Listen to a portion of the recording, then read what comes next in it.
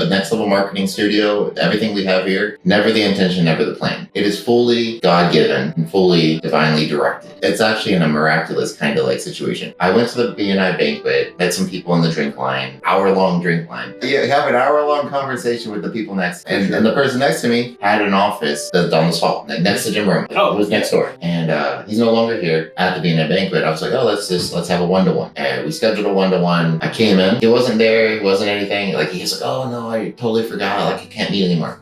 And then I was already here. Yeah, I literally got stood up at his own office. I got stood up at his own office. That happened. But then I met Bruce. And then I was like, Bruce, it's good to meet you. Never met you before. This is what the situation is. I'm already here. Would you mind giving me a tour of the thing? And then he was like, yeah, of course. And he showed me around those meeting rooms. There's meeting rooms there. There's a venue upstairs. There's all these spaces. I was like, that's cool. That's amazing. You know, but I appreciate you giving me the tour. Good to meet you. Like, love to hear about your business and things like that. Nothing came of it. And then I rescheduled with the guy I met at the banquet. And same thing, office here.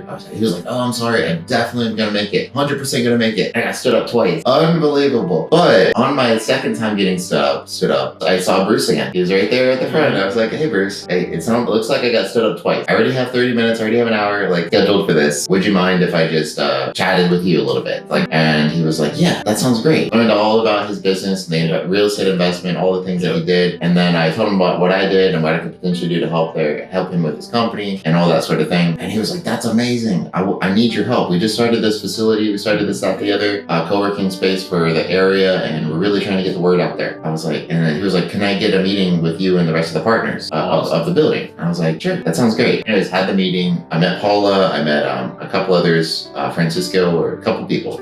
And we talked, and overall it sounded like the things that I was offering them, they wanted, but they didn't have the cash or the money to pay for it because they were just starting up. And I was like, no issues. That makes a lot of sense. You know, you're just starting up, you have no cash, it's okay. This is where like the fruit of the spirit, like the generosity, they were really appreciative of that. And then they offered me the space. In return, I was like, I don't need a space. I was like, I do everything digital. Why do I need a space? They're like, oh, well, you can meet here instead of meeting at Starbucks, meeting at the coffee shop and all that stuff. I'm like, I guess so. I guess that makes sense. Then that's when God gave me the idea or the direction to start a podcast.